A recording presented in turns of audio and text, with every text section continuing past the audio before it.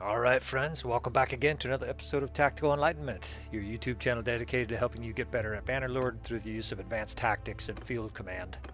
We've got another one of our custom battles today. This time we're reversing what we just released to Vlandia versus Battania. This time we will play Battania. And I imagine this is one I will have more success at than the other custom battles simply because I've played an entire campaign of Battania to basically the end, conquering, and I have considerable experience using their archer and skirmisher types. So like the other battles here, we're limiting the troops to no peasants, but all the normal other troop trees, and then we'll also include the noble unit, as well as one of the mercenary units. So we have, I can't remember the name of them, but they're these wolf clothed looking motherfuckers, and the Vlandians get the boar crossbowmen as their mercenaries. Now formation wise, I'm going to be running a little bit of something that will be unusual to you. You can see I'm setting up the second and third as infantry division in pikes and spears effectively, because they're going to be acting in a static position as cavalry deterrents, right? The sixth is going to be skirmishers. The first is going to be our heavy infantry in the front, so I want those guys to have shields, heavy armor, and preference for solid troops. But the second and third, you see I'm assigning pikes because I want them to basically deter and limit how much the enemy heavy cav gets in and attacks our infantry setup. Now, I'll try to give you an overhead at some point or other of these formations, but the idea is effectively to create a wedge and then have a safe area within inside that wedge where we can rain death. In this episode, it might be from the map, looking at the tactical advantage here, it might be that we have elevational advantages too. Yeah, the enemy's a long ways away, almost 600 units away, so I'm going to be able to move up and set my troops at the end of this ridge. I might even be able to have a lot of my troops set up right in front of that river, and that advantage, you can see we're outnumbered almost 2-to-1, not 2-to-1, excuse me, by about 20%, and they've got, you know, the full contingent of banner knights and high-level cav. But what we're going to do is set up our infantry right on the other side of this river. Right, the river will slow down their troops a little bit more, gives us a little barrier to work with. Skirmishers right behind the infantry, right? And I assign the skirmishers to be sort of weaker javelin throwers, right? I want them behind the strong vanguard in the front. And then on the sides, like I said, I'm going to use the second and the third as effectively pike walls in line formation, just spread out one deep, with the idea being that a lot of those guys have spears, some of them have shields and spears, and they will be able to slow down the enemy attack when their cavalry charges. It's modestly effective, I would say. Some cavalry just barrel right through, right, and just start interrupting your guys. But if they can stop half the cavalry, even half the cavalry, that would make a huge difference and protect our archers. Right, all the guys, you've seen it, the horse will rear up when it gets speared. Well, those guys are fucked because they're being shot by archers left and right, and now they've lost all their momentum. So that's going to be our strategy here. This is a relatively fixed formation. I would say it's one of the easiest formations to design once you get used to how it looks. I don't want my cav that vulnerable. I'm going to stick them in a square here just to absorb some of the attacks while I set up the rest of the formations. I kind of had to rush the positioning here because the enemy closed while we were moving up, and I'll probably do a little bit of tinkering with the formation here. But you can see our infantry's in the front there and shield wall. These skirmishers, the weaker javelin throwers, are behind. And what I'm going to try to do is use my small cav division. It's only 49 guys. I'm going to basically send them into the enemy vanguard, into the enemy infantry and cav as they're approaching. Just trying to slow them down a little bit, break them up a little bit, fuck with their cohesion a little bit. You see the mercenary unit I have, a lot of these fucks are wearing like a wolf skin, or they're like bare sleeved, not the smartest fucks. Evidently they can't even afford like a shirt or something like that, so they're coming in here. Some of these guys look like they're bare chested, but you know, at least they have a bow, right? So you can see what we've done here. We've created basically a big defensive ring around our archers, right? We have a large archer contingent. It's actually 2 of them, and I may use them in certain battles like this to flank. My skirmishers are a little cattywampus there. It's a little too wide, but you can see the edges there protected by those pikes and that infantry in the front. Now it's simply a matter of letting the enemy come to us, right? You can see the death that we're raining down here. It's already doing significant damage. Their infantry's coming at us. So what do? I drive my cavalry train right into them. Sure, they're going to take losses. To quote Dumb and Dumber, that was a risk we were willing to take, right? These are sacrificial cav. This other cav division is coming in, and this is a perfect view. Watch the spikes stop some of these horses, right? Like 3, 4, 5, 6 horses were basically stood up, and that's going to dramatically decrease the effect of it. Meanwhile, I have my cav pursuing them because we're basically going to focus on killing this cavalry here. The archers will attack some of it. These skirmishers are in here attacking some of it. And the other thing I can do, now that the cav is sort of in our forces here, is use our wings, our 2 different pike wings, to attack. Right, they're on charge. If I get the opportunity, I will physically tell them to attack these cavalry. But what we're doing right now is simply focusing on the primary threat, and that's these Vlandian heavy horse. Their momentum is seriously decreased, and they're being attacked in many different ways. They've got guys with a spear putting it up their ass. Infantry are attacking them. Skirmishers are throwing stuff at them. And of course, 200 archers are shooting arrows at them. You can see how long and deep our archer tranche is here, right? It goes like halfway up this little hill. And so a lot of these guys are free. You can hear all the arrows raining down, right? This is basically a massacre. Once their guys were shot off their horse, our main infantry division, the 1st Division, did a pretty damn good job of stopping their main vanguard attack. And just like that, off with their head, and Vlandia is crushed, right? That's with them outnumbering us. We just absolutely, just like that guy steamrolled, we absolutely annihilated that force. Right? Most of these guys are either unhurt or barely damaged. They're still shooting. These guys still want to kill. And you see how effective this formation was against the standard Vlandian attack. I suspect that will work against most different kingdoms. So I think we'll give another demonstration of this just with even more troops to the enemy. You see we have 320 guys that were uninjured. We barely suffered casualties, and they have 500 and a bunch of guys who fled. Right? We killed all their banner knights. They basically presented a very weak challenge to us with this stout formation. Alright, so we're going to fly into another battle here. This time we're going to do Sturgia, I think.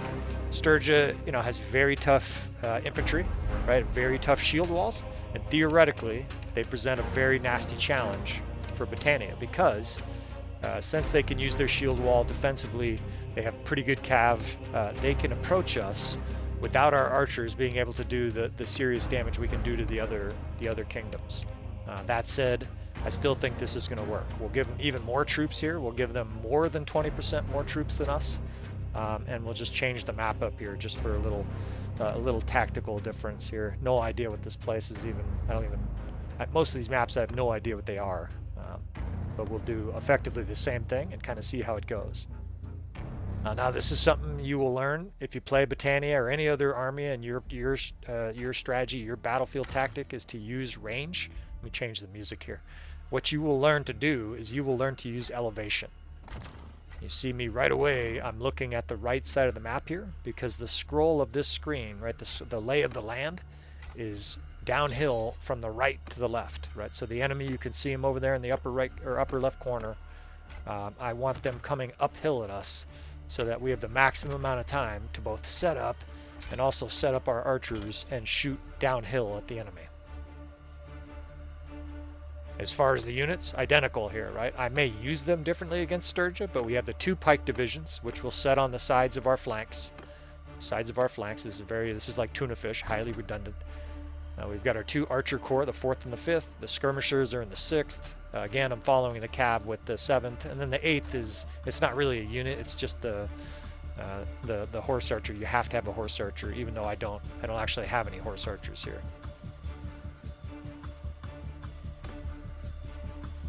Now again, the 6th skirmishers, just to emphasize it. The point of that is I don't want these weak guys who decide to come into battle wearing a t-shirt, wearing a tank top. I don't want these guys on the front lines, right? They take one arrow in the shoulder and they're out, right? They're crying uncle.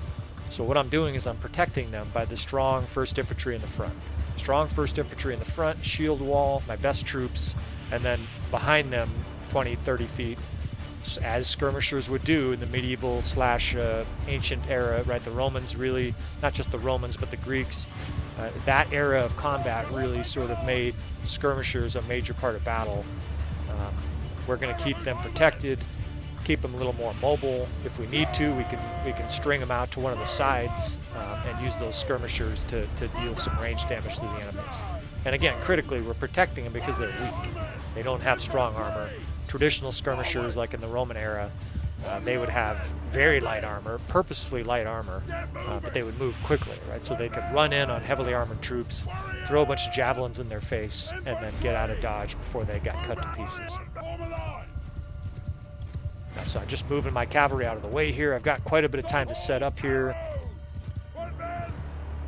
Again, we're going to lay out our formation very similar to what you saw before, right? We're going to have the protective walls, the 2nd and 3rd infantry. Those are pikes on the walls, basically protecting us, or at least limiting how much cavalry can charge us, right? Sturgia has pretty good cavalry. Obviously, they have their noble line as cavalry. And then we're going to be just protecting the archers in the middle.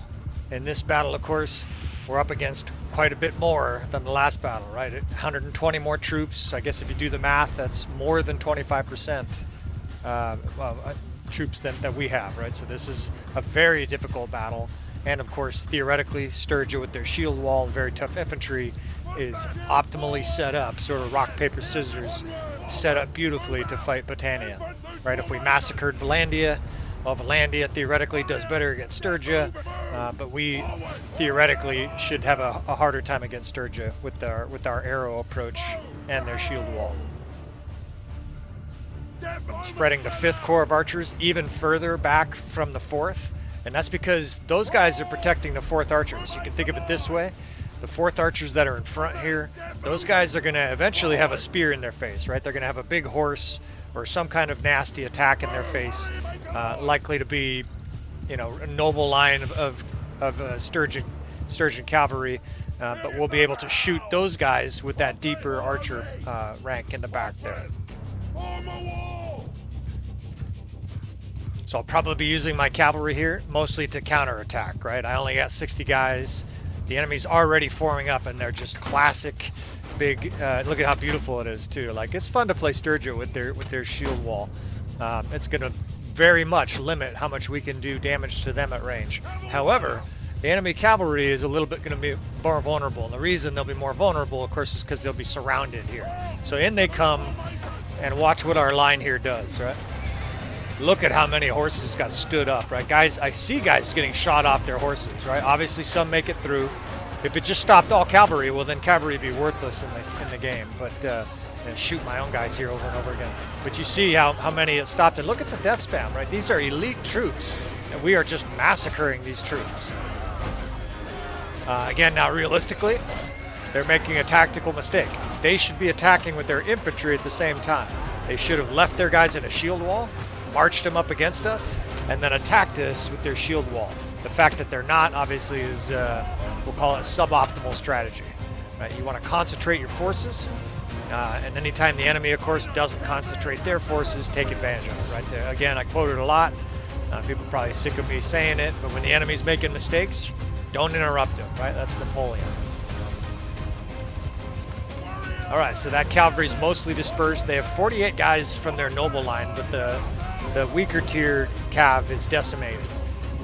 So I sent my cav after him, but realistically, we'll bring those guys back. I also attacked with my 2nd and 3rd. That was the pikes. Once they had stood the horses up, right, then we can use them to attack. Now we're going to change strategy. We're going to change tactics entirely.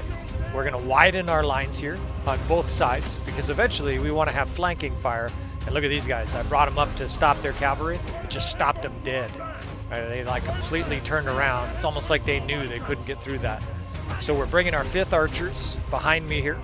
Right, we're going to widen the lines around the enemy. Eventually, I'll go to the other side and we'll widen the first and 4th. And we're basically, this is bad strategy too. They have their archers in the front. Of course, that's just, you know, those guys are fodder basically. But their main attack really should come against our 1st infantry, but we're going to try to surround them effectively. See, they still have a huge mass of troops, right? And that's the real problem in this battle. There's like some 400 guys there, 380 guys there. Their cav is still kind of coming in here, but look at the death spam, right? It's not a productive attack for them, right? They're still getting shot off their horses.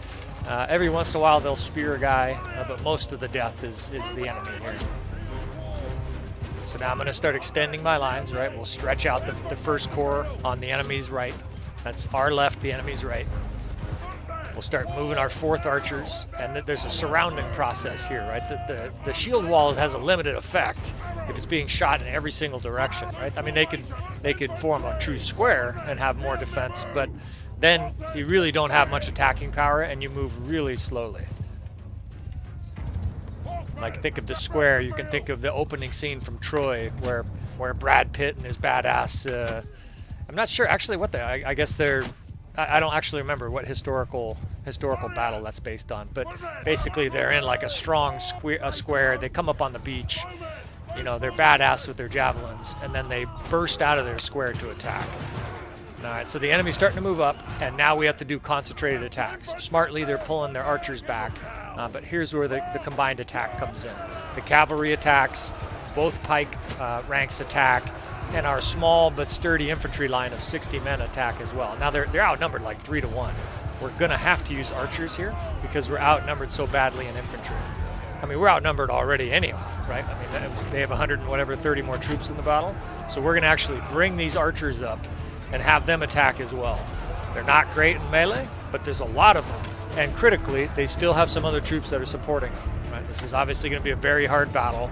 You can just tell by the tenor of it. Anybody who watches a lot of Bannerlord battles can tell that this is going to be a very narrow fight, one way or the other. And we, you know, obviously we're counting on it being us. I think we're still going to win this battle.